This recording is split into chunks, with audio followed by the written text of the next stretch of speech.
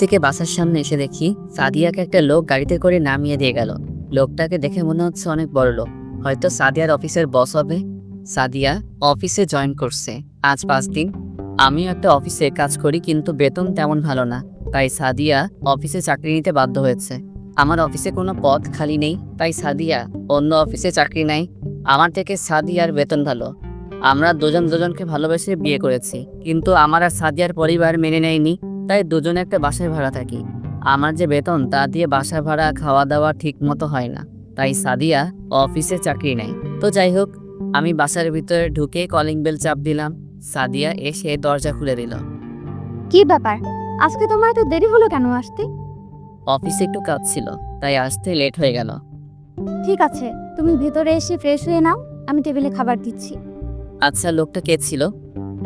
তুমি কার কথা বলছো? তোমাকে যে বাসার সামনে নামিয়ে দিল। ও, তুমি বসের কথা বলছো? আসলে আমি অফিস শেষে রাস্তায় দাঁড়িয়েছিলাম রিক্সার জন্য। তারপর বস এসে আমাকে বললো গাড়িতে ওঠার জন্য, কিন্তু আমি উঠতে চাইনি। ওনার জোরাজুরিতে উঠতে বাধ্য হলাম। তারপর উনি আমাকে বাসার সামনে নামিয়ে দিয়ে গেল। উনি তোমাকে কেন বাসায় নামিয়ে দিয়ে গেল? আসলে এই 5 দিনে বস আমার কাজ দেখে অনেক খুশি হয়। তারপর থেকে উনি আমাকে অনেক ভালো জানে। ও ঠিক আছে, আমি ফ্রেশ হয়ে আসছি, তুমি খাবার রেডি করো। ঠিক আছে, যাও।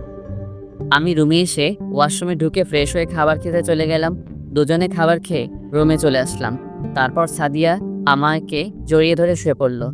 দেখতে দেখতে আরো কিছুদিন চলে গেল। এখন সাদিয়া অনেক রাত করে বাসায় আসে, আর মোবাইলে দেখি কার সাথে যেন হেসে হেসে কথা বলে। এখন আমার ঠিক মতো খেয়াল রাখে না। একদিন অফিসের একটা কাজের জন্য অন্য একটা অফিসে যাচ্ছিলাম, হঠাৎ রাস্তার পাশে একটা পার্ক চোখে পড়লো। লোকটাকে দেখে চিনে ফেললাম, কিন্তু মেয়েটার চেহারা দেখতে পাচ্ছি না। আমি রিক্সা থেকে নেমে তাদের ওখানে গেলাম। আমি একটু দূরে দাঁড়িয়ে মেয়েটার চেহারা দেখতে গেলাম। তারপর ঠিকভাবে তাকিয়ে যাকে দেখলাম তার জন্য মোটেও প্রস্তুত ছিলাম না। ঠিকই ধরেছেন, সাদিয়া। তার মানে সাদিয়া অফিসের কাজ ফেলে রেখে তার বসের সাথে ঘুরে বেড়ায়। তার মানে সাদিয়া এখন আমার নেই। আমি আর দাঁড়িয়ে না থেকে রিক্সা নিয়ে যে কাজে বেরিয়েছি সেটা করে নিজের কর্মস্থলে চলে আসলাম। অফিস ছুটি হওয়ার পর একটা রিক্সা নিয়ে বাসায় চলে আসলাম। বাসায় এসে দেখি সাদিয়া এখনো বাসায় আসে নাই। আমি চাবি দিয়ে তালা খুলে ভিতরে ঢুকলাম। প্রায় 1 ঘন্টা পর বাহিরে গাড়ির হর্ন বাজলো। আমি জানালা দিয়ে বাইরে তাকিয়ে দেখি সাদিয়া তার বসের গাড়ি থেকে নামলো। সাদিয়ার হাতে দেখি অনেকগুলো শপিং ব্যাগ। বসকে বিদায় দিয়ে সে কলিং বেল চাপ দিল। আমি গিয়ে দরজা খুলে দিলাম। তুমি কখন আসলে? আগে বলো, তোমার হাতে এগুলো কি? আসলে বস আজকে আমাকে শপিং মলে নিয়ে গিয়ে এগুলো কিনে দিছে। আমি মানা করছি, তারপরেও উনি জোর করে কিনে দিছে। তাহলে তোমার হাতে এত দামি মোবাইল কোথা থেকে আসলো? তোমার হাতে তো এই মোবাইল ছিল না। এটাও আজকে উনি কিনে দিছে। আমার হাতের মোবাইলের যে অবস্থা তা দেখে বসের অনেক খারাপ লাগছে। ও, তা আজকে অফিসের সময় তুমি কোথায় ছিলে? কেন? আমি তো অফিসে ছিলাম। না, আসলে আজকে আমি তোমার অফিসের পাশ দিয়ে যাচ্ছিলাম। মনে করছি তোমার সাথে দেখা করব, পরে আর করি নাই, দেরি হয়ে যাচ্ছে তাই। আচ্ছা, তুমি কি আমাকে সন্দেহ করছো? আমি ঠিক তা বলিনি। সাদিয়া আর কোনো কথা না বলে রুমে চলে গেল। আমি ভাবতে লাগলাম, সাদিয়া এখন মিথ্যা কথা বলতে শুরু করেছে। যাকে এত বিশ্বাস করছিলাম সে এখন আমার সাথে মিথ্যা কথা বলে। রাতে দুজনে খাবার খেয়ে শুয়ে পড়লাম। হঠাৎ মাঝরাতে ঘুমটা ভেঙে গেল। পাশে দেখি সাদিয়া নেই, হয়তো ওয়াশরুমে গেছে। 30 মিনিট হয়ে গেল, সাদিয়া আসার কোনো খবর নেই। তাই আমি বিছানা থেকে উঠে ওয়াশরুমে গেলাম। দেখি সাদিয়া নেই। বেলকনি থেকে সাদিয়ার হাসা শব্দ আসছে, তাই দেখার জন্য বেলকনিতে গেলাম। গিয়ে দেখি সাদিয়া কার সাথে যেন হেসে হেসে কথা বলছে। তার মানে সাদিয়া তার বসের সাথে কথা বলছে। এমনভাবে কথা বলছে মনে হয় প্রেমিক প্রেমিকা কথা বলছে। আমি আর দাঁড়িয়ে না থেকে রুমে এসে শুয়ে পড়লাম। প্রায় 30 মিনিট পর সাদিয়া এসে শুয়ে পড়লো।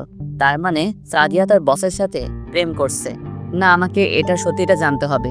আসলে কি সাদিয়া তার বসের সাথে প্রেম করছে? সকালে ঘুম থেকে উঠে আমি তো অবাক হয়ে গেলাম। দেখি সাদিয়া বিছানায় নেই। আমি মনে করছি পাকঘরে আছে, কিন্তু আমার ধারণা ভুল।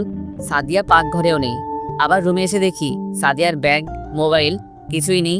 তার মানে সাদিয়া অফিসে চলে গেছে। কিন্তু এত সকালে তো সাদিয়ার অফিস নেই, তাহলে গেল কোথায়? আমি আমার অফিসের বসকে ফোন দিয়ে বললাম, আজকে আমি অফিসে যেতে পারবো না। আমার বস কিছু বলে নাই। আমি ফ্রেশ হয়ে বাসা থেকে বেরিয়ে সাদিয়ার অফিসে গেলাম। কোথায় যাচ্ছেন? আসলে আমি বসের সাথে দেখা করতে আসছি। আজকে তো বস অফিসে আসবে না। বস একটা কাজের জন্য সিলেট গেছে। বস কি একা গেছে, নাকি ওনার সাথে কেউ গেছে? না, বস একা যায়নি। ওনার সাথে অফিসের কর্মচারী সাদিয়া ম্যাম গেছে। কাজ শেষ করে কখন আসবে? 2-3 দিন লেগে যেতে পারে। ও, আমি আর কোনো কথা না বলে বাসায় চলে আসলাম। সাদিয়া আমাকে একটু বললো না, তার মানে সাদিয়া টাকার কাছে বিক্রি হয়ে গেছে। আমি তো তার স্বামী, আমাকে বলার প্রয়োজন পর্যন্ত করলো না। 3 দিন পরে সাদিয়া বাসায় আসলো, এসে সোজা রুমে চলে গেল। আমার সাথে কথা পর্যন্ত বললো না। এই 3 দিন সাদিয়া আমার খোঁজ খবর নেয়নি। তুমি কাজের জন্য বাইরে যাবে, আমাকে বলে যাওনি কেন? তোমাকে বলার প্রয়োজন মনে করি না। তুমি আমার সাথে এভাবে কথা বলছো কেন? তোমার সাথে কি কথা বলবো? আমি তোমার স্বামী, আমি তোমাকে বলতে পারি। তোর মতো স্বামী থাকার চেয়ে না থাকাই ভালো। তুমি আমাকে তুই তাই করে বলছো কেন? তোর সাথে কিভাবে কথা বলবো? তোকে আমার ভালো লাগে না। তাহলে আমাকে বিয়ে করছো কেন? জীবনে ভুল করলে ওইটাই করেছি, তোর মতো ছেলেকে বিয়ে করে। বিয়ে হয়েছে আজ প্রায় 8 মাস হয়েছে। কি দিয়েছিস তুই? একটা ভালো জামা, একটা স্বর্ণের চেইন, আজ পর্যন্ত কিছুই দিতে পারলি না। তোর থেকে আমার বস অনেক ভালো আছে, আমাকে গলার চেইন, দামি ফোন, দামি দামি জামা কাপড়, আরো কত কি দিয়েছে।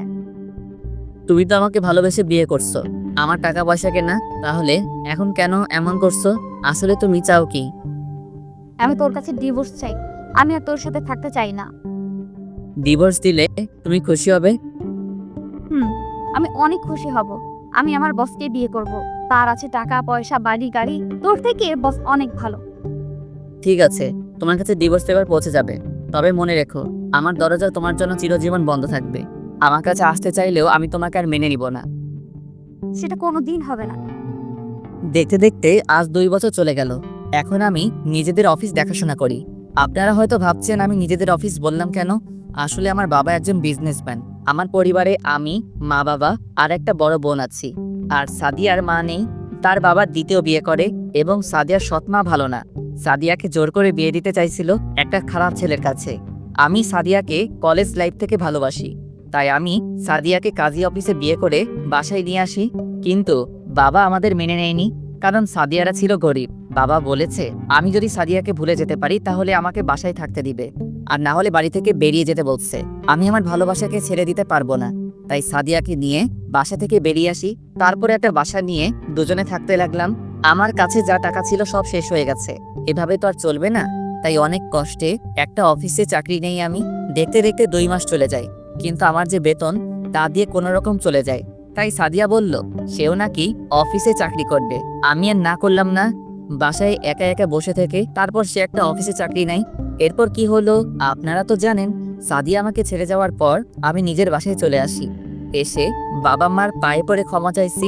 আমার ভুল হয়ে গেছে, আমাকে তোমরা মাফ করে দাও। তারপর বাবা মা আমাকে মাফ করে দেয়। এরপর থেকে আমি নিজেদের অফিস দেখাশোনা করি। এখন আমি প্রায় সাদিয়ার কথা ভুলেই গেছি। আজকে অফিসে কিছু পদের জন্য লোক নেওয়া হবে, সবার ইন্টারভিউ আমি নিব। তাই সকালে ঘুম থেকে উঠে ফ্রেশ হয়ে নাস্তা করে গাড়ি নিয়ে অফিসে চলে গেলাম। অফিসের ভিতরে ঢোকার সাথে সাথে সবাই দাঁড়িয়ে আমাকে সালাম দিল। আমি তাদের বসতে বলে নিজের কেবিনে চলে গেলাম। চেয়ারে বসে বসে দুলাভাই তাকে ফোন দিয়ে আমার কেবিনে আসতে বললাম। আসলে দুলাভাই আমাদের অফিসে ম্যানেজারের দায়িত্ব পালন করে। কেমন আছেন শালাবাবু? কেবিনে ঢুকে একটা চেয়ার টেনে বসে, এই তো ভালো আছি। সবাই কি আসছে দুলাভাই? সবাই এসে পড়েছে। তাহলে একজন একজন করে আসতে বলো। ওকে, তুমি বসো, আমি পিয়ন চাচাকে বলে দিচ্ছি। বলে রুম থেকে বেরিয়ে গেল। তারপর একজন একজন করে আসতে লাগলো। সবার শেষে একজন মেয়ে বাকি ছিল ইন্টারভিউ নেওয়ার। আমি মাথা নিচু করে একটা ফাইল দেখতেছিলাম। হঠাৎ একটা মেয়ে বলল, may I come in sir? Yes coming. মেয়েটা ভিতরে ঢুকলো। আমি তার চেহারা এখনো দেখি নাই। মেয়েটা আমার সামনে দাঁড়িয়ে রইল। বসুন, আর সার্টিফিকেটগুলো দেন। এই নেন স্যার।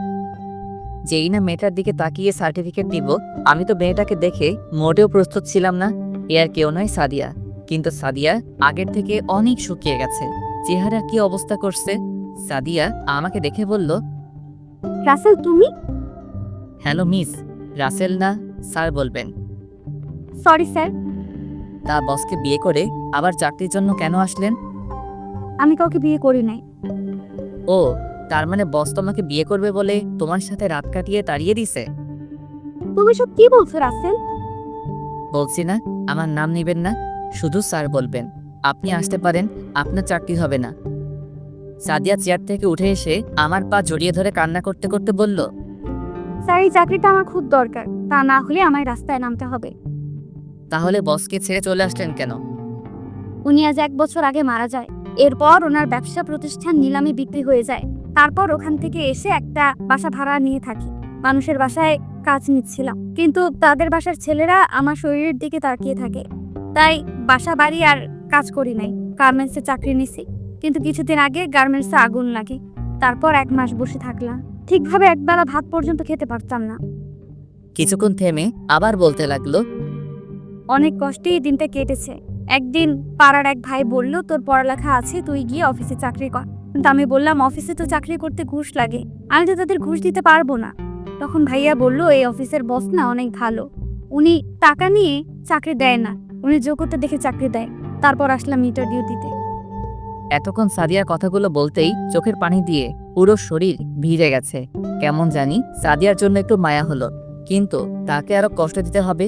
আমি যতটুকু কষ্ট পেয়েছি তার থেকে ওকে আরো বেশি কষ্ট পেতে হবে। আপনাকে আমি চাকরি দিতে পারি, তবে আমার কিছু শর্ত আছে। কি শর্ত বলুন? আমি আপনার সব শর্তে রাজি আছি। আমার এখানে চাকরি করতে হলে আমার কথা মতো চলতে হবে। আমি যখন যা বলবো আপনাকে তাই করতে হবে। অফিসে কারোর সাথে বসে গল্প করা যাবে না। সঠিক টাইমে অফিসে আসতে হবে। ঠিক টাইমে অফিসে আসতে না পারলে বেতন থেকে টাকা কেটে নেওয়া হবে। যদি এসব কিছু অমান্য করেন তাহলে আপনাকে 20 লক্ষ টাকা জরিমানা এবং থানায় ঢুকিয়ে দেওয়া হবে। এবার বলুন, আপনি রাজি? আমি আপনার সব শর্তে রাজি আছি। তাহলে এখানে একটা সই করুন। বলা তো যায় না কোন সময় কথা ঘুরিয়ে নেন। তারপর সাদিয়া সই করে দিল। ঠিক আছে, আপনাকে বেতন দেওয়া হবে 20,000 টাকা করে। এবার আপনি বাসায় চলে যান। কালকে ঠিক টাইমে অফিসে চলে আসবেন, আর অফিস টাইম কিন্তু 9টায়। কথাটা মনে রাখবেন। সাদিয়া মাথা নিচু করে অফিস থেকে বেরিয়ে গেল। তার মানে সাদিয়া এখনো বিয়ে করেনি। নিশ্চয়ই তার বস তাকে ভালোবাসে নাই, ভালোবেসেছে তার শরীরকে। এখন টাকা কোথায় গেল? টাকার জন্য আমাকে ছেড়ে চলে গেছো? আমি তাকে আর কখনো মেনে নিব না। যেই মেয়ে বিয়ের পরে স্বামীকে রেখে অন্য লোকের সাথে প্রেম ভালোবাসা করতে পারে, সেই মেয়েকে কখনো ভালোবাসা যায় না। হঠাৎ পিছন থেকে কে যেন জড়িয়ে ধরলো। আমি তাকিয়ে দেখি রিয়া। এই রিয়া, কি করছো? ছাড়ো, কেউ দেখে ফেলবে। এটা অফিস, কখন কে চলে আসে। তুমি আজকে সকালে আমাকে ফোন দাও নাই কেন? আসলে অফিসের কিছু পদের জন্য লোক নিয়েছিলাম, তাই তোমাকে ফোন দিতে পারি নাই। ঠিক আছে চলো, এখন তো দুপুর হয়ে গেছে, বাইরে গিয়ে দুজনে লাঞ্চ করবো। ঠিক আছে চলো। তারপর দুজনে অফিস থেকে বাইরে এসে গাড়ি নিয়ে একটা রেস্টুরেন্টের সামনে গাড়ি থামালাম। গাড়ি থেকে নেমে দুজনে রেস্টুরেন্টে ঢুকলাম। দুজনে খাবার খেয়ে আবার অফিসে চলে আসলাম। রিয়া কিছুক্ষণ থেকে বাসায় চলে গেল। এবার আপনাদের বলি, রিয়া আমাকে ভালোবাসে, কিন্তু আমি তাকে ভালোবাসি না। সত্যি কথা বলতে কি, সাদিয়াকে আমি এখনো ভুলতে পারি নাই। তার জন্য প্রতিদিন রাতে কান্না করি। আজকে তাকে দেখে অনেক খুশি হয়েছি, কিন্তু আগের কথাগুলো মনে পড়তেই রাগ উঠে গেল। বাবা মা রিয়াকে পছন্দ করে রেখেছে আমার জন্য, আমি তো না করে দিছি, কিন্তু রিয়া পাগলামি শুরু করে দিছে। আমি যদি তাকে বিয়ে না করি তাহলে সে আত্মহত্যা করবে। তারপর রিয়াকে আমি বলছি তাকে আমি 6 মাস পরে বিয়ে করব। রিয়াও আমার কথায় রাজি হয়ে গেল, কিন্তু হুটহাট করে সবার সামনে জড়িয়ে ধরে। এটা আমার কাছে ভালো লাগে না। তো যাই হোক, অফিসের কাজ শেষ করে বাইরে এসে গাড়ি নিয়ে বাসায় যেতে লাগলাম। হঠাৎ রাস্তার পাশে চোখ পড়লো। দেখি সাদিয়া রাস্তার পাশে ভ্যান গাড়ি থেকে বাচ্চাদের জন্য জামা কাপড় কিনতে আসে। কিনা শেষ হলে হাঁটতে হাঁটতে কোথায় যেন যেতে লাগলো। আমি তাকে ফলো করে যেতে লাগলাম। যেতে যেতে দেখি সাদিয়া একটা বাসায় ঢুকে গেল। আমি গাড়িটা এক জায়গায় রেখে বাসার পিছন দিকে চলে গেলাম, কারণ বাসাটা ছিল একতলা। পিছন দিকে গিয়ে জানালা দিয়ে ভিতরে তাকিয়ে আমি মোটেও প্রস্তুত ছিলাম না। জানালা দিয়ে তাকিয়ে দেখি সাদিয়া একটা বাচ্চা ছেলেকে বুকের দুধ খাওয়াচ্ছে। তার মানে সাদিয়া অন্য একটা বিয়ে করছে, নাকি তার বসের সাথে অবৈধ সম্পর্ক করার পর বাচ্চা হয়েছে। হতেও পারে যে মেয়ে আমার সাথে মিথ্যা কথা বলতে পারে, সেই মেয়ে এসব করবে না, তার কি প্রমাণ আছে? আমি আর না তাকিয়ে গাড়ি নিয়ে বাসায় চলে আসলাম। কলিং বেল চাপ দেওয়ার পর আম্মু এসে দরজা খুলে দিল। কিরে, এতক্ষণ কোথায় ছিলি? তোর দুলাভাই বললো তুই নাকি অনেকক্ষণ আগে অফিস থেকে বেরিয়েছিস। একটু বন্ধুদের সাথে দেখা করতে গেছি, অনেকদিন হলো তাদের সাথে আড্ডা দেই না, তাই গেলাম। ঠিক আছে, রুমে গিয়ে ফ্রেশ হয়ে আয়, আমি টেবিলে খাবার দিচ্ছি। ঠিক আছে আম্মু, বলে নিজের রুমে চলে আসলাম। এসে ফ্রেশ হয়ে সবার সাথে খাবার খেয়ে রুমে চলে আসলাম। পরের দিন সকালে ঘুম থেকে উঠে ফ্রেশ হয়ে নাস্তা করে গাড়ি নিয়ে অফিসে চলে গেলাম। অফিসের ভিতরে ঢুকে দেখি সাদিয়া চলে এসেছে। তাকে দেখে মনে হচ্ছে অনেক দৌড় দিয়ে অফিসে এসেছে। কারণ তার পুরো শরীর ঘামে ভিজে গেছে। আমি আমার কেবিনে আসার সময় সাদিয়াকে বললাম আমার কেবিনে আসার জন্য। কিছুক্ষণ পর সাদিয়া অনুমতি নিয়ে কেবিনে আসলো। মিস সাদিয়া, দাঁড়িয়ে কেন, বসুন। না স্যার, আমি এভাবেই ঠিক আছি। আমি বলছি না বসার জন্য? জি স্যার। তা বাচ্চার বাবা কি তোমার বস নাকি অন্য কেউ? আপনি জানলেন কিভাবে আমার বাচ্চার কথা? জেনেছি একভাবে। আমি যেটা বলছি সেটার উত্তর দেন। ওর বাবা নেই, আমার নিজের দোষে তার বাবা আমাকে ছেড়ে চলে যায়। কেন চলে যাই তা কি জানতে পারি? সেটা আমি বলতে পারবো না। আমি আর কোনো কথা না বলে দুলাভাইকে ফোন দিয়ে আমার কেবিনে আসতে বললাম। কিছুক্ষণ পর দুলাভাই আসলো। বলো শালাবাবু, কেন রেখেছো? দুলাভাই, মিস সাদিয়াকে তার কেবিনটা দেখিয়ে দেন। আর এই নিন মিস সাদিয়া, দুটো ফাইল। এগুলো আজকে অফিস ছুটি হওয়ার আগে রেডি করে দিবেন। কিন্তু শালুল। কি হলো মিস সাদিয়া, আমার কথা আপনি শুনতে পান নাই? জি স্যার, শুনতে পেয়েছি। তাহলে বসে আছেন কেন? তাড়াতাড়ি করে রেডি করে দেন। দুলাভাই, তুমি মিস সাদিয়াকে তার কেবিনে নিয়ে যাও। ওকে শালাবাবু। তারপর সাদিয়াকে দুলাভাই সাথে করে নিয়ে গেল। হঠাৎ ফোনটা বেজে উঠল। তাকিয়ে দেখি রিয়া ফোন দিয়েছে। এই মেয়েটার জ্বালায় ও আর বাঁচলাম না। বলো। কি করে আমার জানটা? অফিসে বসে কাজ করছি। ঠিক আছে, তাহলে তুমি কাজ করো, লাঞ্চের টাইমে ফোন দিতে। ঠিক আছে বাই। ওকে বাই জান, লাভ ইউ টু। বলে ফোন কেটে দিল। তারপর বসে বসে অফিসের কাজ করতে লাগলাম। আসলে আমি সাদিয়াকে যে 2টা ফাইল দিলাম, ওই 2টো ফাইল 2 দিন লাগবে রেডি করতে।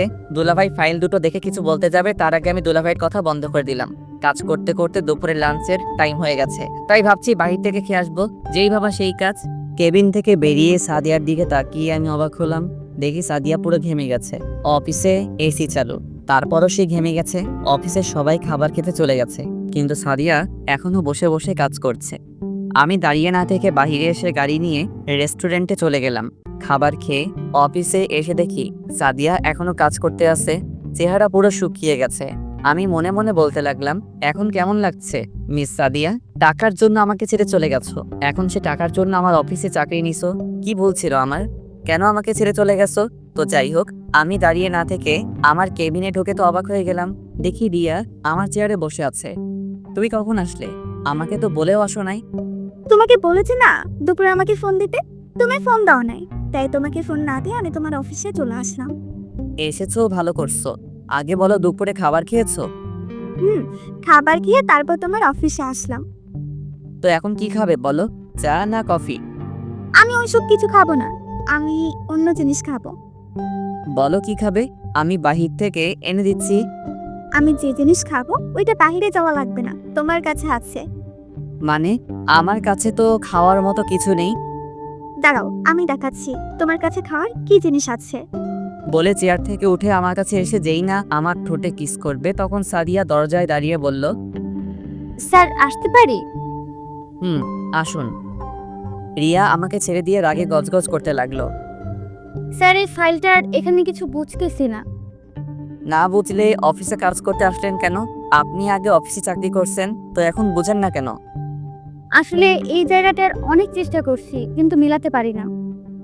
ঠিক আছে, আপনি ফাইলটা রেখে অন্য ফাইলটার কাজ করুন। ঠিক আছে স্যার। বলে সাদিয়া যেই না সামনে পা বাড়াবে, হঠাৎ সে মাটিতে পড়ে গেল। আমি আর দিয়া তাকে ধরে সোফায় শুয়ে দিলাম। তারপর ডাক্তারকে ফোন দিলাম। কিছুক্ষণ পর ডাক্তার এসে সাদিয়াকে দেখতে লাগলো। দেখা শেষ হলে আমি ডাক্তারকে বললাম, ডাক্তার কি হয়েছে ওর? আসলে ঠিক মতন খাওয়া দাওয়া না করার কারণে মাথা ঘুরে পড়ে যায় আর বেশি চিন্তায় থাকে। নিয়মিত খাওয়া দাওয়া এবং শরীরের যত্ন নিলে সব ঠিক হয়ে যাবে। ঠিক আছে ডাক্তার, তো এখন কি করব? আমি কিছু ওষুধ লিখে দিচ্ছি, ওগুলো নিয়মিত খেলে ঠিক হয়ে যাবে। আর বলবেন চিন্তা বেশি যেন না করে। ঠিক আছে ডাক্তার, আমি ওকে সব বলে দিব। তাহলে আমি এখন আসি। বলে ডাক্তার চলে গেল। আমি পিয়নকে দেখে বললাম 1 প্যাকেট বিরিয়ানি নিয়ে আসতে। আমার কারণে আজ ওর এই অবস্থা। কেন আমাকে ধোকা দিয়ে চলে গেল? আর যদি তুমি আমাকে ছেড়ে না যেতে, তাহলে দুজনে কত সুন্দর করে সংসার করতাম। আজ তোমার ভুলের জন্য এত কষ্ট করতে হয় তোমাকে। কিছুক্ষণ পর পিয়ন বিরিয়ানি নিয়ে আসলো। রিয়া বিরিয়ানি হাতে নিল। তারপর সাদিয়াকে শোয়া থেকে উঠিয়ে নিজেতে খাইয়ে দিতে লাগলো। রিয়া মেয়েটা আসলে ভালো, তবে তার যখন তখন জড়িয়ে ধরা আমার ভালো লাগে না। ও আপনাদের তো বলতে ভুলে গেছি, পিয়ন ডাক্তার যে ওষুধ লিখে দিয়ে গেছে ওগুলো সাথে করে নিয়ে আসছে। সাদিয়াকে খাবার খাইয়ে দেওয়ার পর ওষুধ খাইয়ে দিল। আপনি খাওয়া দাওয়া আর এত চিন্তা করেন কেন? আসলে হাতে তেমন টাকা নেই, ঘরে বাজার সদাই কিছু নেই। যে কয় টাকা ছিল ওগুলো দিয়ে বাচ্চার জন্য একটা জামা নিছি আর কিছু খাবার নিছি। সকালে কিছু খেয়ে আসিনি, তাই হঠাৎ মাথা ঘুরে পড়ে যাই। আপনার স্বামী নেই? আছে। তাহলে স্বামী থাকতে আপনি অফিসে কাজ করেন কেন? আর আপনার কেমন স্বামী স্ত্রীকে অফিসে কাজ করতে পাঠায়? আসলে আমার স্বামী আমার সাথে থাকে না, আমার ভুলের জন্য ও আমায় ছেড়ে চলে গেছে। সে চলে যাওয়ার 1 বছর 2 মাস পর আমার কোলে একটা সন্তান জন্ম নেয়। আপনার স্বামী জানে না ও যে একটা সন্তান হয়েছে? না, ও জানে না। এখন যদি বলি ওর বাচ্চা এটা, সে কখনো আমায় বিশ্বাস করবে না, কারণ তার বিশ্বাস আমি আগেই ভেঙে দিচ্ছি।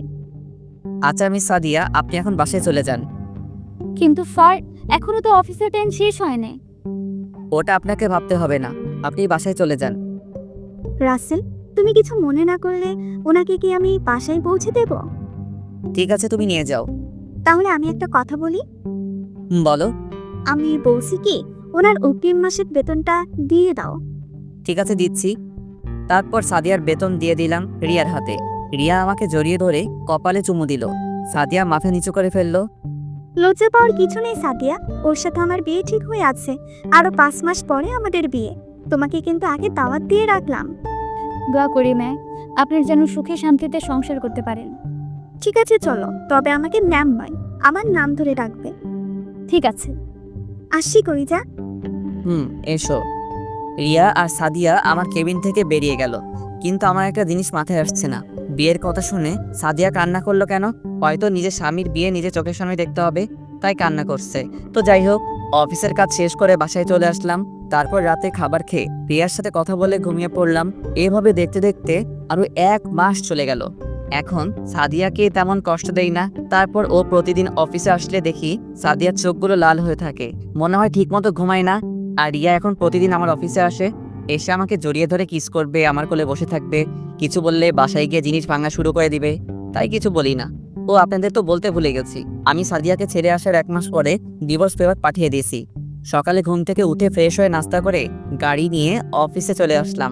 অফিসের ভিতরে ঢুকে সাদিয়ার কেবিনে তাকিয়ে দেখি সাদিয়া এখনো আসেনি, তাই পিয়নকে বলে আসলাম সাদিয়া অফিসে আসলে যেন আমার কেবিনে পাঠিয়ে দেয়। আমি আমার কেবিনে এসে বসলাম। কিছুক্ষণ পর দেখি রিয়া আমার কেবিনে ঢুকে সোজা আমার কোলে বসে গেল আর পুরো চেহারায় চুমু দিতে লাগলো। কি করছো রিয়া? কেউ চলে আসবে। আসলে আসু, আমি আমার জামাইকে চুমু খাচ্ছি, কার কি যায় আসে। হঠাৎ সাদিয়া আমার কেবিনে ঢুকে গেল, দেখে মনে হচ্ছে অনেক জোরে দৌড়ে আসছে অফিসে। কি ব্যাপার, আপনি বিনা অনুমতিতে আমার কেবিনে ঢুকলেন কেন? আসলে স্যার, অফিসে আসার পর পিয়ন বলল আপনি নাকি পিয়নকে বলেছেন আমি অফিসে আসলে আপনার কেবিনে আসতে বলেছেন, তাই তাড়াহুড়ো করে চলে আসলাম। তাই বলে বিনা অনুমতিতে ঢুকবেন? Sorry sir. তো আজকে অফিসে আসতে এত লেট কেন? আপনি হয়তো শর্তের কথা ভুলে গেছেন। আসলে স্যার, রিমন খুব অসুস্থ, তাকে হসপিটালে নিয়ে গিয়েছিলাম। ডাক্তার দেখে আসতে আসতে লেট হয়ে গেছে। রিমন কে? আমার ছেলের নাম রিমন। তা ছেলের এই নাম কে রেখেছে? এটা তার বাবা বলেছে। আমাদের বিয়ে হওয়ার পর তার বাবা বলেছে আমাদের ছেলে হলে নাম রাখবে রিমন, আর মেয়ে হলে সিনথিয়া, তাই তার বাবার কথাই নাম রেখেছি। আমি আর কিছু বলতে পারলাম না, কারণ আমার আর সাদিয়া বিয়ে হওয়ার পর আমি বলেছি এই নাম রাখতে। তার মানে সাদিয়া বলতে চাইছে রিমন আমার ছেলে। আমি কিছু বলতে যাব তার আগে রিয়া বলল, তুমি কেমন ছেলেকে বিয়ে করেছো? তোমার খোঁজ খবর একবারের জন্যও নেয়নি। তুমি না হয় একটা ভুল করেছো, তাই বলে সে তোমায় ছেড়ে চলে যাবে? আমি যে ভুল করেছি সে ভুলের কখনো কি ক্ষমা হবে কিনা তা আমি জানি না, তবে একটা কথা বলি, তার জন্য এখনো পথ চেয়ে বসে আছি। আমি দোয়া করি আল্লাহ যেন তোমার স্বামীকে তোমার কাছে ফিরিয়ে দেয়, বাচ্চার কথা ভেবে যেন তোমাকে ক্ষমা করে দেয়। তাহলে আমি এখন আসি স্যার, কেবিনে কাজ করে আছে। সাদিয়া কোনো কথা না বলে তার কেবিনে চলে গেল। আমি ভাবতে লাগলাম রিমনের বাবা আমি কেমন করে হব। আমি সাদিয়ার সাথে থাকাকালীন শুনি নাই তো যে সাদিয়া প্রেগনেন্ট, তাহলে আমি কি করে রিমনের বাবা হব? না, আমার মাথায় কাজ করছে না। হঠাৎ রিয়া বলল, তুমি কোথায় হারিয়ে গেলে? তোমাকে আমি ডাকছি, তোমার কোনো রেসপন্স নেই। তেমন কিছু না, তুমি বাসায় চলে যাও, আমার হাতে কিছু কাজ আছে। কাজ শেষ করে তোমার সাথে ফোনে কথা বলবো। ঠিক আছে, বাই। রিয়া কেবিন থেকে বেরিয়ে চলে গেল। আমি বসে বসে কাজ করতে লাগলাম, কিন্তু কাজে মন বসাতে পারছি না। তাই অফিস থেকে বেরিয়ে এসে গাড়ি নিয়ে একটা পার্কে চলে আসলাম। হঠাৎ পিছন থেকে কেউ একজন বলল, তুমি এখানে কেন? তারপর আমি তার দিকে তাকিয়ে পুরো অবাক হয়ে গেলাম, কারণ এ হচ্ছে স্বাধীন, আপনারা হয়তো ভাবছেন স্বাধীনকে, আসলে স্বাধীন হচ্ছে আমি আগে যে অফিসে কাজ করতাম ওই অফিসে স্বাধীনও কাজ করতো। কেমন আছিস? তোকে অনেক দিন পরে দেখলাম। আমি ভালো আছি। তুই তো অফিস থেকে আসার পর আমার আর খবর নেস নাই। তুই কোথায় হারিয়ে গেলি? আসলে আমি অফিস থেকে চাকরি ছাড়ার পর নিজের বাড়ি চলে আসি, তারপর এখন বাবার ব্যবসা প্রতিষ্ঠান দেখাশোনা করি। তাই বলে কোনো যোগাযোগ রাখবি না? আসলে নিজের বাড়িতে আসার পর তেমন কারোর সাথে আর যোগাযোগ করা হয়নি। তা এখন কি করিস? এখন আরেকটা অফিসে চাকরি করি, তবে বেতন বেশি না। ভাবছি এই অফিসের চাকরিটা ছেড়ে দিয়ে আরেকটা অফিসে চাকরি নিব। তাহলে তুই আমাদের অফিসে জয়েন কর। ঠিক আছে, তোর নাম্বার দে, চাকরি ছাড়ার পর তোকে ফোন দিব। তারপর স্বাধীনকে নাম্বার দিয়ে একটা রেস্টুরেন্টে গিয়ে নাস্তা করে স্বাধীনকে বিদায় দিয়ে গাড়ি নিয়ে বাসায় চলে আসলাম। কলিং বেল চাপ দেওয়ার পর নাদিয়া দরজা খুলে দিল। আপু, কেমন আছিস? তুই কোন সময় আসলি? দুপুরে আসছি। শুনছি তুই নাকি আজকে অফিস থেকে তাড়াতাড়ি বেরিয়ে গেলি। তা কোথায় ছিলি এতক্ষণ? পুরনো একটা বন্ধুর সাথে ছিলাম, অনেকদিন পর দেখা হলো তাই। তা আমার বড়িটা কোথায়? আপুর মেয়ের কথা বলছি, তার মেয়ের নাম বিথি। আব্বু আম্মুর কাছে আছে, তুই রুমে গিয়ে ফ্রেশ হয়ে নে। ঠিক আছে বলে নিজের রুমে চলে আসলাম। এসে ফ্রেশ হয়ে নিচে গেলাম। তারপর বিথির সাথে কিছুক্ষণ দুষ্টুমি করলাম। রাতে সবাই মিলে খাবার খেতে লাগলাম। হঠাৎ আব্বু বলল, আমরা তোর বিয়ে শুক্রবার ঠিক করেছি। আমার তো বিয়ে করার কথা 6 মাস পরে, এখন মাত্র 2টা মাস গেছে। টিয়ার আব্বুর শরীর তেমন ভালো না, তাই রহমান সাহেব বলছে যত তাড়াতাড়ি সম্ভব বিয়েটা দিয়ে দিতে। আমরা সিদ্ধান্ত নিয়েছি আগামী শুক্রবার তোদের বিয়ে। আমাকে একটাবার জিজ্ঞেস করার প্রয়োজন ছিল না তোমাদের? এখানে জিজ্ঞেস করার কি আছে? বিয়ে তো আজকে না হয়ে একদিন করতেই হবে। তাহলে শুক্রবার বিয়ে বলে সমস্যা কোথায়? তোমরা আমার কথা বুঝতে পারছো না। আমাদের আর কিছু বুঝতে হবে না, আমরা যেটা বলছি সেটাই ফাইনাল। আমি আর খাবার না খেয়ে রুমে চলে আসলাম। আমাকে একটাবার জিজ্ঞেস করার প্রয়োজন করলো না, কিন্তু আমি তো এখনো সাদিয়াকে মন থেকে মুছে ফেলতে পারছি না। কি করব কিছুই মাথায় ঢুকছে না। হঠাৎ মোবাইল ফোনটা বেজে উঠলো। মোবাইলের দিকে তাকিয়ে দেখি রিয়া ফোন দিয়েছে। ফোন ধরার পর রিয়া বলল, কি করে আমার জামাইটা? তুমি কি কিছু শুনেছো? শুনেছি, আগামী শুক্রবার আমাদের বিয়ে। আমি তো অনেক খুশি, তোমাকে সারা জীবনের জন্য পেতে চাচ্ছি।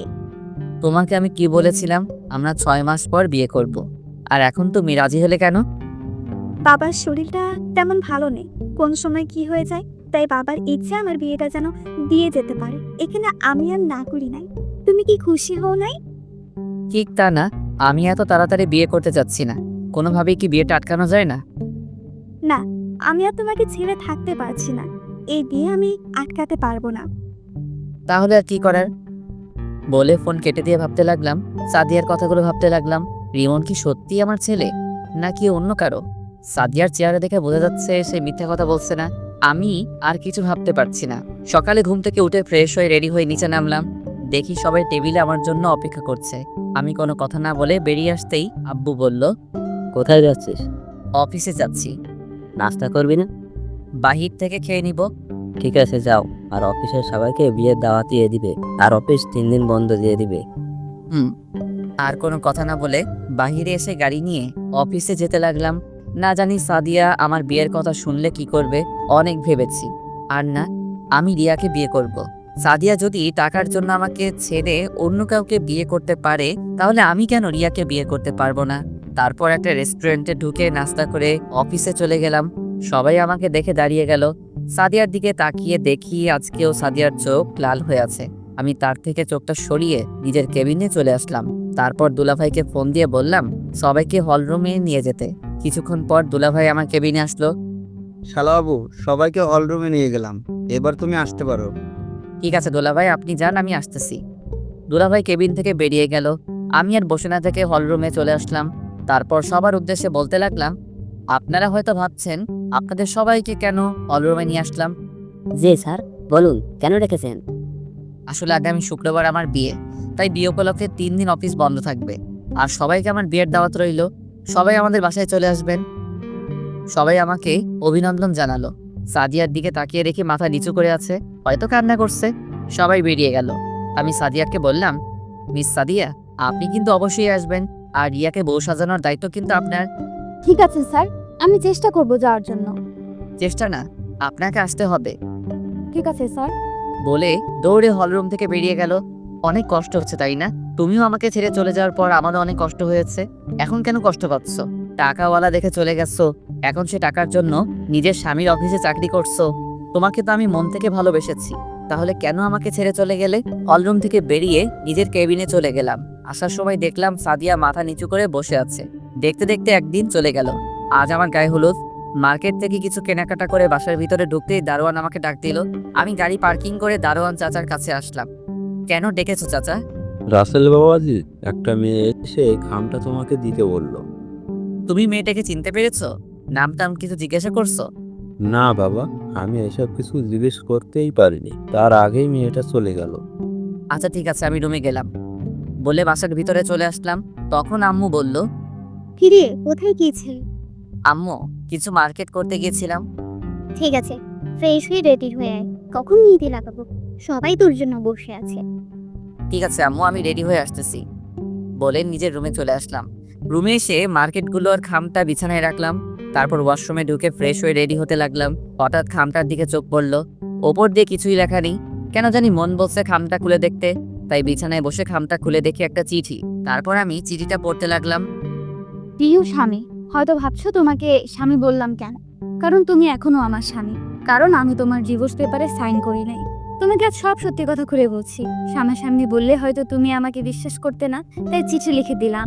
আমি যখন অফিসে চাকরিতে ঢুকি তার কিছুদিন পর আমি হঠাৎ অফিসে মাথা ঘুরে পড়ে যাই। তখন অফিসের বস, যাকে তুমি খারাপ বলছো, আমি বলি ওনার মতো ভালো মানুষ হয় না। ওই দিন মাথা ঘুরে পড়ে যাওয়ার সময় বস তার গাড়িতে করে হসপিটালে নিয়ে আসে। তারপর আমাকে কিছু পরীক্ষা করে। পরীক্ষা করার পর ডাক্তার বলল 7 দিন পরে আসতে। তখন বলতে পারবে আমার কি হয়েছে। ওই হসপিটাল থেকে বেরিয়ে বসের গাড়ি করে বাসায় আসার সময় একটা পার্কের পাশে রাস্তায় গাড়ি নষ্ট হয়ে যায়। তখন গাড়িটা ঠিক করতে দেয় রাস্তার পাশের ওয়ার্কশপে। তারপর বস আর আমি কিছুক্ষণ বসে থাকি পার্কের ভেতরে।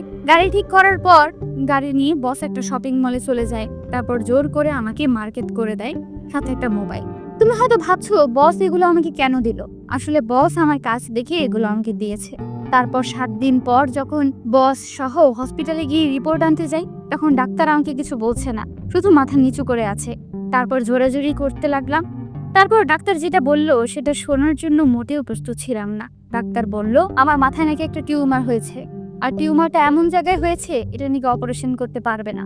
আমি আর দুনিয়ার সামান্য দিনের অতিথি, আর আমি কখনো মা হতে পারবো না। এটা শুনে আমি অনেকটা ভেঙে পড়লাম। তারপর ডিসিশন নিলাম তোমার সাথে আমি খারাপ হয়ে যাব। তাই আমি তোমার খেয়াল রাখা ছেড়ে দিলাম। মাঝরাতে মোবাইল কানে নিয়ে এমনি হেসে হেসে কথা বলতাম, যাতে তুমি আমাকে সন্দেহ করো। সেদিন রাতে বস ফোন দিয়ে বলল সিলেটে নাকি বিদেশ থেকে ডাক্তার এসেছে, সকালে ভোরে ভোরে রওনা দিবে। একবার ওনাকে দেখাই, দেখি উনি কি বলে। আমি না করেছিলাম। তারপর ওনার জোরাজোরিতে সকালে ঘুম থেকে তোমাকে না বলেই বসের সাথে সিলেটে চলে গেলাম। সিলেটে গিয়ে বিদেশ থেকে আসার ডাক্তারের কাছে দেখালাম। উনি আমাকে দেখে বলল আমার অপারেশন করতে পারবে, তবে বাঁচার সম্ভাবনা 3%। তারপর বস বলল অপারেশন করবে। তারপর ডাক্তার 7 দিন পর যেতে বলল। এরপর ঢাকায় এসে তোমার সাথে ওই কথাগুলো বলি, আমি অপারেশন করলে আমি বাঁচবো না, তাই তুমি যেন আমাকে ভুল বুঝে চলে যাও এবং নতুন জীবন শুরু করো। এই কারণে তোমার কাছে আমি খারাপ হয়েছি। সত্যিটা বললে তুমি আমার জন্য চিন্তা করতে, আমি তা চাই না। এর কয়েকদিন পর আবার সিলেটে চলে গেলাম। আমার অপারেশন হইতে সব খরচ বস চালিয়েছে। সিলেটে যাওয়ার 5 দিন পর আমার অপারেশন করে। আল্লাহর রহমতে আমার 2 দিন পর জ্ঞান ফিরে আসে। সেদিন আমি বেঁচে যাই। আমার সুস্থ হতে প্রায় 2 মাস লেগে গেছে।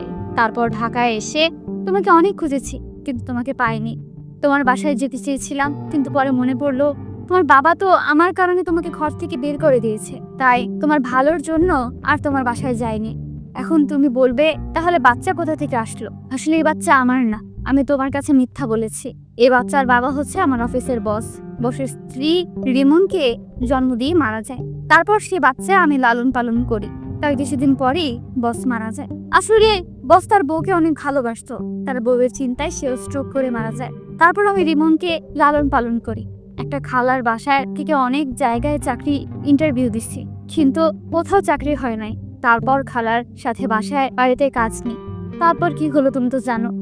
তারপর যখন অফিসে ইন্টারভিউ দিতে যাই, তখন তোমাকে দেখতে পাবো আমি কল্পনাও করতে পারিনি। মন চাইছে তোমাকে জড়িয়ে ধরি, কিন্তু অতীতের কথা মনে পড়েই আর ধরি নাই। প্রথম দিন দেখি একটা মেয়ে তোমার কেবিনে ঢুকলো। তখন পাশের একটা ছেলে জিজ্ঞেস করলাম মেয়েটাকে, তখন সে যেটা বললো আমার পায়ের নিচ থেকে মাটি সরে গেল। ও বলেছে তোমার আর রিয়ার বিয়ে ঠিক হয়ে আছে। আমি মনে করেছি তোমাকে যখন পেয়েছি তাহলে আবার আপন করে নেব, সব সত্যি বলে দেব। কিন্তু যতবার তোমার কাছে যাব ততবার রিয়া অফিসে চলে আসে। এর কিছুদিন পর যখন তুমি বললে তোমার বিয়ে, আমি তখন কি করব ভেবে পাচ্ছি না। তখন সিদ্ধান্ত নিলাম আমি আর এখানে থাকবো না, অনেক দূরে রিমনকে নিয়ে চলে যাব। আমি নিজের চোখে তোমার বিয়ে দেখতে পারবো না, তাই অনেক দূরে চলে গেলাম। আমাকে খুঁজেও পাবে না। তুমি রিয়াকে নিয়ে সংসার করো। আমি দোয়া করি আল্লাহ যেন তোমাদের দুজনকে সারা জীবন একসাথে রাখে। এটি তোমার হতভাগা স্ত্রী। আমি পুরো পড়ে চোখের পানি ফেলতে ফেলতে জামা কাপড় ভিজিয়ে ফেলেছি। আমি কি করলাম? একটা নির্দোষ মেয়েকে খারাপ বললাম? আমি কি করে পারলাম এমনটা করতে? আমি কোনোরকম চোখের পানি মুছে একটা জামা গায়ে দিয়ে বাসা থেকে বেরিয়ে গাড়ি নিয়ে সাদিয়া যেখানে থাকতো সেই বাসায় গেলাম। কিন্তু গিয়ে দেখি বাসায় তালা মারা। সাদিয়াকে খুঁজতে লাগলাম পুরো শহরে। হঠাৎ একটা ট্রাক এসে আমার গাড়িটাই মেরে দিল। আমার গাড়িটা একটা গাছের সাথে বাড়ি খায়। তারপর আর আমার কিছু মনে নেই। দেখতে দেখতে 3 বছর চলে গেল। আপনারা হয়তো ভাবছেন এই 3 বছরে কি হলো। আসলে আমি অ্যাক্সিডেন্ট হওয়ার পর 2 বছর কোমায় ছিলাম। আমার মাথায় অনেক জোরে আঘাত লাগে। 2 বছর পর যখন কোমা থেকে ফিরিয়ে আসি, তারপর এই বছর ধরে সাদিয়াকে খুঁজতে লাগলাম। অনেক জায়গায় খুঁজেছি সাদিয়াকে, কিন্তু কোথাও পাইনি। কোমা থেকে আসার পর 6 মাস খুঁজেছি। তারপর থেকে অফিস দেখাশোনা করি, অফিসের ফাঁকে ফাঁকে বিভিন্ন জায়গায় খুঁজতে বের হই। এখন আপনারা বলবেন রিয়ার কি হলো? আসলে রিয়া 2টা বছর আমার সেবা যত্ন করেছে। মেয়েটা আমাকে সত্যি অনেক ভালোবাসে, কিন্তু আমি সাদিয়াকে ছাড়া কিছু ভাবতে পারছি না।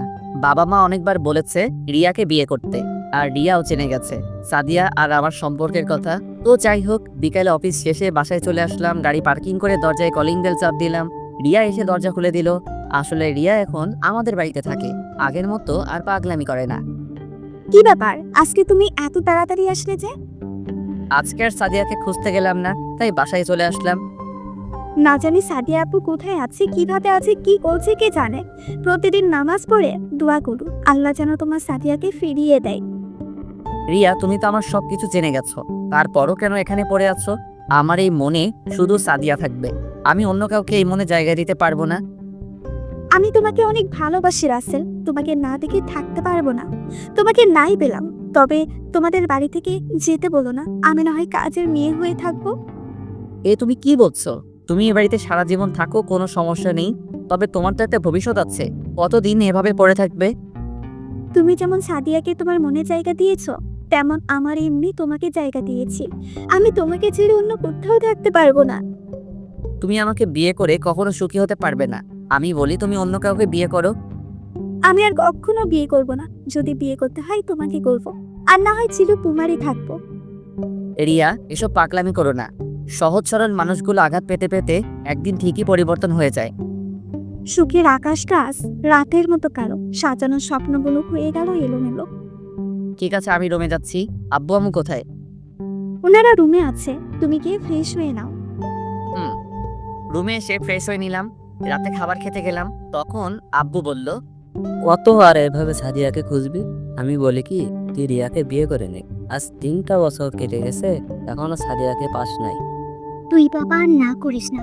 মেয়েটা তোর জন্য 3টে বছর অনেক কষ্ট করেছে, আমাদের অনেক খেয়াল রেখেছে। তুই রাজি হয়ে যা বাবা। ঠিক আছে, আমাকে কিছুদিন সময় দাও, আমি ভেবেচিন্তে বলছি। বলে খাবার খেয়ে রুমে চলে আসলাম। এভাবে দেখতে দেখতে আরো 10 দিন চলে গেল। হঠাৎ অফিসের একটা কাজের জন্য সিলেটে যেতে হবে, যশোর যেতে হবে। যশোরের কথা শুনে আমার একটা কথা মনে পড়ে গেল। সাদিয়া বলেছে তার এক বান্ধবী যশোর থাকে। সাদিয়ার ইচ্ছে ছিল তার বান্ধবীর সাথে দেখা করার, কিন্তু কাজের চাপের কারণে আর যাওয়া হয়নি। কিন্তু আমি তার বান্ধবীকে কখনো দেখিনি, তাহলে কিভাবে চিনবো? দেখি কাজের ফাঁকে খুঁজে পাওয়া যায় কিনা। না পেলে কি আর করার, রিয়াকে বিয়ে করতে হবে। তো সকালে রেডি হয়ে বাসার সবাইকে বলে গাড়ি নিয়ে বের হয়ে গেলাম। প্রায় 5-6 ঘন্টা পর যশোর এসে পৌঁছালাম। একটা হোটেলে উঠলাম। রুমে এসে ফ্রেশ হয়ে দুপুরের খাবারের জন্য বাইরে গেলাম। হোটেলেও খাওয়া যায়, অর্ডার দিলে রুমে দিয়ে যায়, কিন্তু বাইরে যাচ্ছি সাদিয়াকে খোঁজার জন্য। একটা রেস্টুরেন্টে ঢুকে খাবার খেয়ে বাইরে আসলাম। গাড়ি নিয়ে বের হলাম না, বাইরে এসে দেখে একটা পার্ক দেখা যায়, তাই পার্কে চলে গেলাম। চারপাশে দেখতে লাগলাম কত কাপল জোড়া হয়ে বসে আছে। হঠাৎ একটা বাচ্চা ছেলের দিকে চোখ পড়লো। দেখি বাচ্চাটা অনেক সুন্দর, কি সুন্দর একা একা খেলা করছে।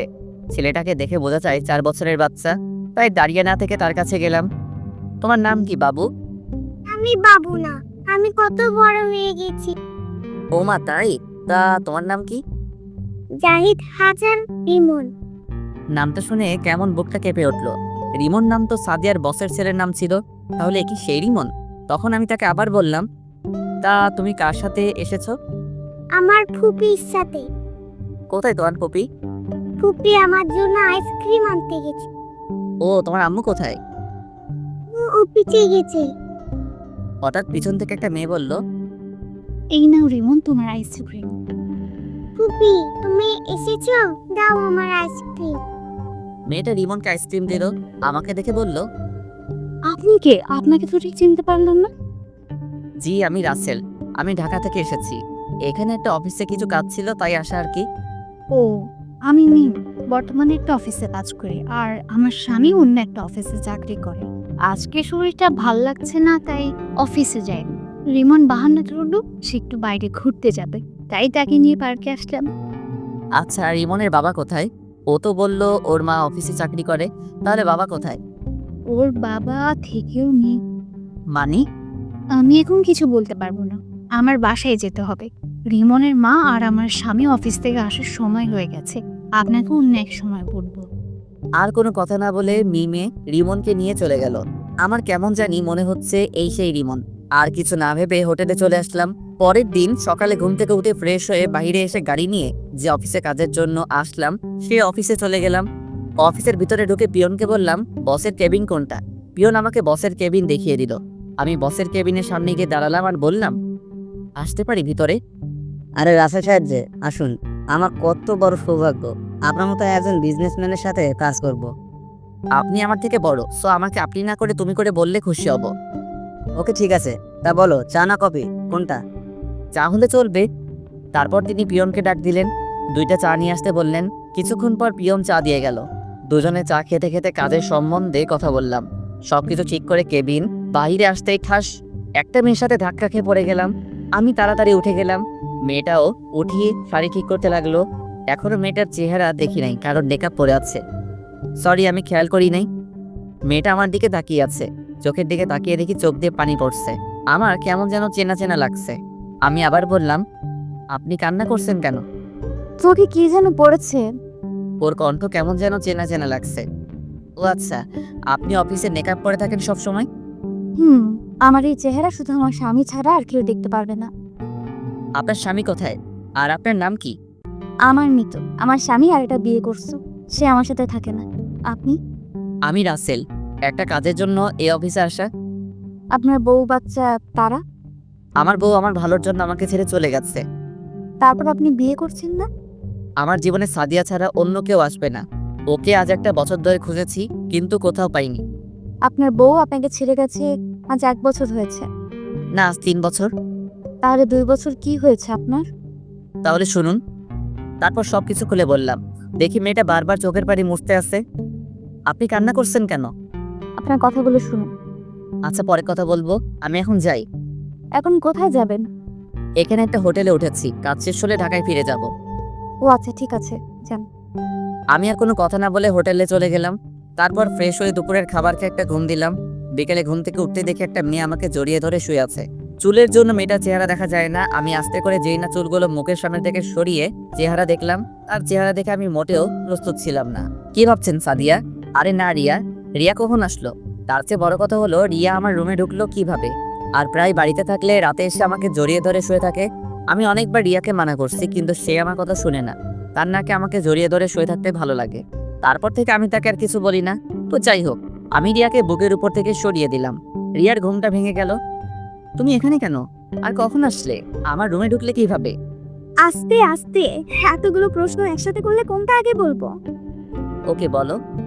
বাসা থেকে তুমি চলে আসার পর বাসাটা কেমন যেন ফাঁকা ফাঁকা লাগছে। তোমাকে ছাড়া আমি থাকতে পারি না। গতকাল তুমি আঙ্কেল আন্টির সাথে কথা বলার সময় আমি জানতে পারি তুমি এখানে আছো, তাই সকালে কাউকে না বলে সোজা এখানে চলে আসছি। তা বুঝলাম, কিন্তু আমার রুমে ঢুকলে কিভাবে? চাবি তো আমার কাছে ছিল। ম্যানেজারকে বলেছি আমি তোমার আত্মীয় এবং তোমার বাবা মা তুমি আর আমি একসাথে ছবি তুলেছি, ওগুলো ম্যানেজারকে দেখিয়েছি। তারপর তিনি এক্সট্রা চাবি দিয়ে দরজা খুলে দিল। আসবে যখন, তাহলে আমি আসার সময় বলো নাই কেন? তাহলে দুজনে একসাথে আসতাম। বলি নাই বেশ করেছি, আমার অনেক খিদে লেগেছে, তুমি খাবার নিয়ে আসো, আমি ফ্রেশ হয়ে আসছি। চলো বাহিরে গিয়ে রেস্টুরেন্টে খাবার খাবে আর সিলেট শহরটা ঘুরে দেখবে। আসলে বাইরে গেলে সাদিয়াকে খুঁজতে পারবো তাই বললাম। ঠিক আছে, আমি ফ্রেশ হয়ে আসছি। আমি আসার পর তুমি ফ্রেশ হবে। বলে রিয়া ওয়াশরুমে চলে গেল। কিছুক্ষণ পর রিয়া ফ্রেশ হয়ে বের হলো। তারপর আমি ঢুকে ফ্রেশ হয়ে এসে দুজনে হোটেল থেকে বেরিয়ে গাড়ি নিয়ে একটা রেস্টুরেন্টে চলে গেলাম। রেস্টুরেন্টে ঢুকে একটা টেবিলে চেয়ার টেনে বসলাম। রিয়া আমার পাশে একটা চেয়ার টেনে বসলো। রিয়া তার মতো করে অর্ডার দিল। কিছুক্ষণ পর ওয়েটার খাবার দিয়ে গেল। দুজনে খেতে লাগলাম। হঠাৎ একটা টেবিলে চোখ পড়লো। দেখি অফিসের সেই মেয়েটা আমার দিকে তাকিয়ে আছে। আপনারা হয়তো ভাবছেন আমি কি করে চিনলাম। আসলে মেয়েটা সে অফিসের ড্রেস পরা অবস্থায় আছে, তাই চিনতে ভুল হয় নাই। রিয়া তুমি একটু বসো, আমি আসছি। কোথায় যাচ্ছ তুমি? এসে বলবো বলে মেয়েটার কাছে চলে আসলাম। আমিও না খালি মেয়ে মেয়ে করছি। সকালে নাম বলছে এখনই ভুলে গেছি। কি যেন নাম? ও মনে পড়ছে, মিতু। আমি মিতুর সামনে গিয়ে বললাম, আপনি এখানে কারোর জন্য অপেক্ষা করছেন নাকি? না, আসলে আমার এক বান্ধবী আসবে, তার জন্য অপেক্ষা করছি। আপনি এখানে? এখানে খাবার খাওয়ার জন্য এসেছি। সাথে আমার বাবার বন্ধুর মেয়ে রিয়া বাসা থেকে কাউকে না বলে এখানে চলে এসেছে, তাই তাকে সাথে করে নিয়ে আসলাম। সরি রে সাদিয়া, আসতে লেট হয়ে গেছে। না, সমস্যা নেই বস। আপনি এখানে? আমি এখানে খাবার খাওয়ার জন্য এসেছি, কিন্তু ওনার নাম মিতু। আপনি তাকে সাদিয়া বললেন কেন? আসলে আমার আরেক নাম সাদিয়া, আমাকে সাদিয়া বলে ডাকে। ওনার সাথে গতকাল পার্কে দেখা হয়েছে, ওখান থেকে চিনি। ও, আচ্ছা মিম, রিমন কোথায়? ওকে তো দেখছি না। আসলে ও বাসায় মিমের জামাইয়ের সাথে আছে। আর রিমনকে আপনি চিনেন কিভাবে? গতকাল মিমের সাথে ছিল। তোকে বলছি না রিমনকে নিয়ে বের হতে না। আমার কি দোষ? তোর ছেলে বলেছে আইসক্রিম খেতে, তাই নিয়ে এসেছে। তাহলে রিমন আপনার ছেলে? রিমন আমার ছেলে। তাহলে ওর বাবা কোথায়? আই মিন আপনার স্বামী কোথায়? আমার স্বামী নেই, ওর ভালোর জন্য ওকে ছেড়ে দিয়েছি। কেন? সেটা আমি বলতে পারবো না। ঠিক আছে, ভালো থাকবেন। চল, দেরি হলে রিমন কান্না করবে। ঠিক আছে চল, আর আপনি ভালো থাকবেন। আপনার সাথে কথা বলে অনেক ভালো লেগেছে। আপনারাও ভালো থাকবেন। মিতু আর মিম রেস্টুরেন্ট থেকে বেরিয়ে গেল। আমার কেন জানি মনে হচ্ছে মিতু আমার কাছে কিছু লুকাচ্ছে। কে এই মিতু? আবার তার নাম সাদিয়াও বলল। আমি চিন্তায় পড়ে গেলাম, এই মিতু কি আমার সাদিয়া? আমি তার চেহারা দেখতে হবে। আপনারা হয়তো বলবেন আমি তার কণ্ঠ শুনে বুঝতে পারলাম না কেন। আসলে তার কণ্ঠ সাদিয়ার মতো লাগছে না, তাই চিনতে পারছি না। আর কোনো কিছু না ভেবে রিয়ার কাছে চলে গেলাম। ওরা কে? আর এত কি কথা বলছো? তেমন কোনো কথা বলি নাই। ওই মেয়েটার সাথে সকালে যে অফিসে কাজের জন্য আসছিলাম ওখানে কথা হয়েছে, তাই জিজ্ঞেস করতে গেলাম এখানে কি করছো। ও, আর কোনো কথা না বলে খাবার খেয়ে রেস্টুরেন্ট থেকে বেরিয়ে গাড়ি নিয়ে হোটেলে চলে আসলাম। পরের দিন শুক্রবার ছিল। সকালে ঘুম থেকে উঠে ফ্রেশ হয়ে বাহিরে চলে আসলাম হাঁটার জন্য। রিয়া এখনো ঘুমিয়ে আছে। আপনারা এখন বলবেন রাতে রিয়া কোথায় ঘুমাইছে? রিয়া আর আমি এক খাটে ঘুমিয়েছি, কিন্তু মাঝখানে কোলবালিশ দিয়ে। রিয়া রাতে কোলবালিশ সরিয়ে আমাকে জড়িয়ে ধরে শুয়েছিল। আমি তাকে বলছি আরেকটা রুম নেওয়ার জন্য, কিন্তু সে একা ঘুমাবে না।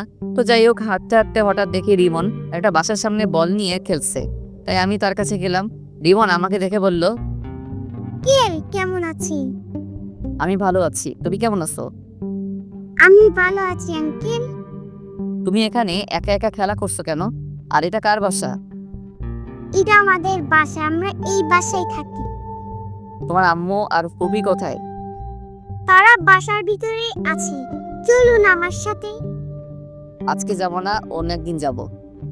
আমি কোনো কথা শুনবো না, আপনি আমার সাথে ভিতরেই যাবে। রিমনের জোড়াজুড়িতে বাসার ভিতরে ঢুকলাম। রিমন আমাকে সোফায় বসিয়ে ভিতরে চলে গেল। আমি বাসার ভিতরে সবকিছু দেখতে লাগলাম। হঠাৎ কে যেন পিছন থেকে বলল, কে আপনি? আর বাসার ভিতরে কেন আসলেন? তারপর আমি তার দিকে তাকিয়ে যাকে দেখলাম তার জন্য মোটেও প্রস্তুত ছিলাম না। আমি দৌড়ে গিয়ে তাকে জড়িয়ে ধরলাম আর পুরো চেহারায় চুমু খেতে লাগলাম। আপনারা কি ভাবছেন সাদিয়া? ঠিকই ধরেছেন, এ আর কেউ নয়, সাদিয়া। আমি কান্না করে দিলাম আর বলতে লাগলাম, সাদিয়া তুমি এতদিন কোথায় ছিলে? আমি তোমাকে অনেক খুঁজেছি, কিন্তু কোথাও পাইনি। তুমি আমাকে সত্যিটা বললে না কেন? তুমি জানো না আমি তোমাকে অনেক ভালোবাসি। আমি তোমাকে সত্যিটা বলতে চেয়েছি, কিন্তু যখন শুনলাম তোমার আর রিয়ার বিয়ে, তখন আমি অনেক কষ্ট পেয়েছি। তারপর একটা চিঠি লিখে তোমাদের দারোয়ানের কাছে দিয়ে আমার বান্ধবী মিমের কাছে চলে আসতাম। আর এখানে এসে একটা অফিসে চাকরি নিছি। তাহলে তুমি আমার কাছে পরিচয় লুকিয়ে রেখেছো কেন? আমি মনে করছি তুমি আমাকে ভুলে গেছো, কিন্তু অফিসে তোমার কথা শুনে বুঝলাম তুমি আমাকে এখনো ভালোবাসো। তোমাকে জড়িয়ে ধরতে ইচ্ছে হয়েছে, কিন্তু অফিসে থাকার কারণে তাই আর জড়িয়ে ধরলাম না। আমি জানি রিয়া তোমাকে অনেক ভালোবাসে, তাই তোমার কাছ থেকে লুকিয়ে রয়েছি। তুমি ভাবলে কি করে তোমাকে ছাড়া আমি রিয়াকে ভালোবাসবো? আমার এই মনে শুধু সাদিয়া ছাড়া অন্য কেউ আসতে পারবে না। আম্মু, তুমি আঙ্কেলকে জড়ি ধরেছো কেন? আমি সাদিয়াকে ছেড়ে রিমনকে কোলে নিয়ে কপালে চুমু দিয়ে বললাম, আমি তোমার আঙ্কেল না, আমি তোমার বাবা। আজ থেকে আমাকে বাবা বলে ডাকবে। কিন্তু আম্মু তো বললো আমার বাবা নেই। তোমার আম্মু মিথ্যা কথা বলেছে। তুমি এখান থেকে চলে যাও, তুমি রিয়াকে বিয়ে করো, দেখবে তুমি অনেক সুখী হবে। মেয়েটা তোমার জন্য অনেক কষ্ট করেছে। বউ থাকতে আমি অন্য কাউকে বিয়ে করব, এটা তুমি ভাবলে কি করে? আমি কাউকে বিয়ে করতে পারবো না। আমি তোমাকে নিয়ে আবার সংসার শুরু করব। কিন্তু তোমার বাবা মা আমাকে আর রিমনকে কখনো মেনে নেবে না। সেটা নিয়ে তোমাকে ভাবতে হবে না। আমি তোমাকে আর রিমনকে নিয়ে আজই বাসায় চলে যাব। কিন্তু আর কোনো কিন্তু নয়, যাও সবকিছু গুছিয়ে নিয়ে আসো। সাদিয়া আর কোনো কথা না বলে রুমে চলে গেল। তারপর সাদিয়া আর রিমনকে নিয়ে হোটেলে চলে আসলাম। মিম আর মিমের স্বামীকে ধন্যবাদ দিয়ে আসলাম, তাদের কাছ থেকে বিদায় নিয়ে আসলাম। রুমের সামনে এসে দরজা টোকা দিলাম। রিয়া এসে দরজা খুলে দিল। আমার সাথে সাদিয়া এবং রিমনকে দেখে অবাক হয়ে তাকিয়ে আছে। আরে সাদিয়া আপু না, এতদিন কোথায় ছিলে? তুমি জানো তোমাকে খুঁজতে গিয়ে রাসেলের কি হয়েছে? সবকিছু জানি, আর এখন পর্যন্ত বেঁচে আছে তোমার কারণে। তুমি যদি তার সেবা যত্ন না করতে তাহলে রাসেল এত তাড়াতাড়ি সুস্থ হয়ে উঠতে পারতো না। আমি আমার কর্তব্য পালন করছি। বাইরে কেন, ভিতরে আসো। আর ওকে, ও আমার ছেলে রিমন। তুমি যাও, সবকিছু গুছিয়ে নাও, আমরা আজকে বাসায় চলে যাব। ঠিক আছে। বলে রিয়া সবকিছু গোছাতে লাগলো। কিন্তু রিয়ার চোখে পানি দেখতে পেলাম। হয়তো আমি সাদিয়াকে ফিরে পেয়েছি এই জন্য, নাকি অন্য কিছু, এখন এসব নিয়ে ভাবা যাবে না। তারপর সবাই গাড়িতে এসে বসলো। রিয়া পিছনের সিটে বসলো আর সাদিয়া আমার সাথে সামনের সিটে বসলো রিমনকে নিয়ে। 5-6 ঘন্টা পর ঢাকায় এসে পৌঁছে গেলাম। বাসের ভিতরে ঢুকে গাড়ি পার্কিং করে সবাই বেরিয়ে দরজার সামনে এসে দাঁড়িয়ে কলিং বেলটা চাপ দিলাম। সাদিয়া আর রিমন আমার পিছনে ছিল। আম্মু এসে দরজা খুলে দিল। আমাদের দেখে আম্মু বলল, কি রে, তোরা হঠাৎ না বলে চলে আসলি যে? আম্মু, আমি আমার স্ত্রীকে খুঁজে পেয়েছি। কোথায় তোর স্ত্রী? আমি সামনের থেকে সরে গেলাম। সাদিয়া আম্মুকে সালাম করতে গেলে আম্মু তাকে জড়িয়ে ধরে আর কান্না করে দেয়। এতদিন কোথায় ছিলি মা? আমার ছেলেটা তোকে খুঁজতে গিয়ে কত যে কষ্ট পেয়েছে তুই কি জানিস? আমার ভুল হয়ে গেছে মা, আমি আর কখনো ওকে ছেড়ে যাব না। আমাকে তুমি ক্ষমা করে দাও। মায়ের কাছে ক্ষমা চাইতে হবে না, আমি তোকে অনেক আগে মাফ করে দিয়েছি। আজ আমাদের জন্য এত কিছু হয়েছে, তখন তোদের যদি মেনে নিতাম তাহলে এই দিন দেখতে হতো না। তুই আমাকে ক্ষমা করে দিস মা। ছি ছি আম্মু, এই আপনি কি বলছেন? মেয়ের কাছে আম্মু কখনো ক্ষমা চায় না। তোমাদের প্রতি আমার কোনো রাগ অভিমান নেই। আচ্ছা ঠিক আছে, তা ছেলেটা কি? রিমনকে দেখে বলল, আম্মু, ও আমাদের ছেলে রিমন। সাদিয়া আমার দিকে অবাক চোখে তাকিয়ে আছে। কি? আমার দাদু ভাইকে রেখে আমি এতক্ষণ তোদের সাথে কথা বলছি? দে দাদু ভাইকে আমার কোলে দে। আমি রিমনকে আম্মুর কোলে দিলাম। তারপর সবাই বাসার ভিতরে ঢুকলাম। আম্মু আব্বু কোথায়? তোর আব্বু রিয়ার বাবার সাথে কথা বলতে গেছে কেন? তোর আর রিয়ার বিয়ের ব্যাপারে। কিন্তু তুই তো এখন সাদিয়াকে পেয়ে গেছিস, তাহলে তোর বাবাকে ফোন দিয়ে চলে আসতে বল। ফোন করতে হবে না, রিয়ার সাথে রাসেলের বিয়ে হবে। সাদিয়া, তুমি কি পাগল হয়ে গেছো? তুমি থাকতে আমি রিয়াকে কেন বিয়ে করব? কারণ রিয়া তোমাকে ভালোবাসে। আমি আর রিয়া মিলে তোমার সাথে সংসার করব। প্লিজ তুমি না করো না। বৌমা, তুমি কি বলছো? আমি ঠিকই বলছি আম্মু, রিয়া না থাকলে রাসেল এত তাড়াতাড়ি সুস্থ হয়ে উঠতো না। রিয়া সব সময় রাসেলের সাথে ছিল। আমি চাই দুজনে সব সময় রাসেলের সাথে থাকতে। কিন্তু তোমার শ্বশুর কি রাজি হবে? আমরা সবাই মিলে বললে রাজি হবে। প্লিজ আম্মু, তুমিও রাজি হয়ে যাও। ঠিক আছে, আমি রাজি। তোমার যা মন চাই করো। ঠিক আছে আম্মু। আর রিয়া, তুমি পারবে না আমার সাথে থেকে সংসার করতে? রিয়া কোনো কথা না বলে সাদিয়াকে জড়িয়ে ধরে কান্না করে দিল। আমি পারবো আপু। এই তো লক্ষ্মী। আরো কিছুক্ষণ কথা বলে আমি আর সাদিয়া নিজে রুমে চলে আসলাম। রিমনকে আম্মু সাথে করে নিয়ে গেল। তারপর ফ্রেশ হয়ে খাবার খেয়ে রুমে চলে আসলাম। সন্ধ্যায় আব্বু বাসায় আসলো। কিছুক্ষণ পর আম্মু এসে ডেকে গেছে। আমি আর সাদিয়া একসাথে নিচে আব্বুর সামনে গেলাম। সাদিয়া আব্বুর পা ধরে সালাম করলো। সাদিয়া মা, তুমি আমাকে ক্ষমা করে দিও। আমার জন্য আজ তোমাদের এই অবস্থা হয়েছে। এ কি বলছেন আব্বু? বাবা হয়ে কখনো মেয়ের কাছে ক্ষমা চাইতে হয় না। ঠিক আছে মা, কিন্তু তুমি তোমার শাশুড়িকে বলছো, এটা কি ঠিক হবে? বাইরের মানুষ কি বলবে? তাদের কথায় আমাদের কিচ্ছু আসে যায় না। আপনি সব কিছু ঠিক করে আমি রিয়াকে সাথে নিয়ে রাসেলের সাথে সংসার করতে রাজি আছি। ঠিক আছে মা, না হলে আগামীকাল ছোট অনুষ্ঠান করে তোমাদের বিয়ে দিব। ঠিক আছে আপু, আপনি যা মনে করেন। দেখতে দেখতে আমাদের বিয়ে হয়ে গেল। রিয়ার পরিবার প্রথমে একটু অপ্রস্তুত ছিল, কিন্তু রিয়ার চোখের পানি দেখে আর না করতে পারে নাই। সাদিয়াকে আবার বিয়ে করলাম। দুই বউ রুমে বসে আছে। আমি রুমে ঢুকে দরজা লাগিয়েছিলাম। বাহ বাহ, দুই বউ খাটের উপর ঘোমটা দিয়ে বসে আছে। রিমন আব্বু আম্মুর সাথে ঘুমিয়ে পড়েছে। আমাকে দেখে দুই বউ খাট থেকে নেমে আমার পা ধরে সালাম করলো। আমি দুজনকে জড়িয়ে ধরলাম। তারপর দুই বউ আর আমি উজু করে এসে 2 রাকাত নফল নামাজ আদায় করলাম। সাদিয়া আর রিয়া খাটে গিয়ে বসলো। আমিও খাটে গিয়ে বসলাম। আগে সাদিয়ার ঘোমটা তুললাম। সাদিয়াকে অনেক সুন্দর লাগছে। এবার রিয়ার ঘোমটা তুললাম। বাহ, যেন একটা পরি। আমি তাদের দুজনের দিকে তাকিয়ে দেখতে লাগলাম। সাদিয়া আর রিয়া যেটা করলো তার জন্য মোটেও প্রস্তুত ছিলাম না। দুজনে আমাকে খাটে ফেলে দিয়ে পুরো শরীরে কিস করতে লাগলো। ভাই, জীবনে বাচ্চা থাকলে দুজনকে কখনো বিয়ে করবেন না। এভাবে কি খালি তাকিয়ে থাকতে? বাসর করবে না? তোমরা দুজন একসাথে আমার যে অবস্থা করলে, আমার বাসর করা মিটে গেছে। তোমরা আমাকে ছেড়ে দাও। তুমি বললে তো আর হবে না, আমাদের একটা বাংলাদেশ টিম লাগবে। তাহলে তো আমাকে অনেক পরিশ্রম করতে হবে। করতে হলে করবে। কি করছো? এখন আমাদের আদর করো। আমি পারবো না, আমি এখন ঘুমাবো। এটা বললে তো আর হবে না, তোমার কাজ শুরু করে দাও। তারপর আর কি, দুজনকে খাটে ফেলে দিয়ে আমার কাজ শুরু করে দিলাম। আরে ভাই, আর সামনে দেখতে হবে না, বিয়ে করে দেখে নিবেন আমি কি করছি। সকালে ঘুম থেকে উঠে দেখি দুজনে আমাকে জড়িয়ে ধরে শুয়ে আছে। দুজনকে দেখতে একদম পরীর মতো লাগছে। হঠাৎ রিয়ার পেটের উপর দেখি কিছু নেই। আমি রিয়ার পেটের উপর হাত বোলাতে লাগলাম। রিয়া কেঁপে উঠলো। রিয়া আমাকে আরো শক্ত করে জড়িয়ে ধরলো। রিয়া জড়িয়ে ধরার সাথে সাথে সাদিয়াও আমাকে জড়িয়ে ধরলো। হাই হাই, আমি কি করব? তাই সকালবেলা আরেকবার করে ফেললাম। কি করলাম তা আমি বলতে পারবো না, আমার শরম করে। আমি কিন্তু গল্পে লজ্জা হতে পারি, কিন্তু বাস্তবে অনেক ভালো ছেলে। আমার সাথে প্রেম করতে পারো, কিন্তু আমি করব না। হা হা হা হা। সকালে একসাথে 3 জনে ওয়াশরুমে ঢুকে ফ্রেশ হয়ে নিচে গেলাম। দেখে আব্বু আম্মু নিজেতে নাস্তা খাইয়ে দিচ্ছে। সাদিয়াকে রিমনকে কোলে নিয়ে কপালে চুমু দিল। আম্মু, তুমি আমাকে রাতে তোমার কাছে নিলে না কেন? জানো না আমি তোমাকে ছাড়া ঘুমাইতে পারি না। তুমি তোমার দাদা দাদির রুমে ঘুমিয়ে গেছো, তাই তোমাকে আর নিয়ে যায়নি বাবা।